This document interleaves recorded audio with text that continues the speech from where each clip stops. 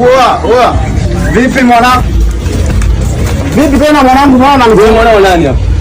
Atukwambia hapa tupiki. Hakuna mchele mwanangu, mimi nakuja unanikimbia. Mwanao nani? Toka lini mwanao? Wali tu. Mwanao nani? Mimi nilikuja Pasaka, nilikuja kwako, ulikuwa mpiga kiti moto. Wewe mwanao nani? Mwanao nani? Kwa mwanangu umenikataa mwanangu. Hapo ulambi kitu chochote. Baridi mwanangu, wali tu, ndio maana mnakosa hata nani mwanangu. Sawabu gani? Wewe sawabu zipata wapi wewe?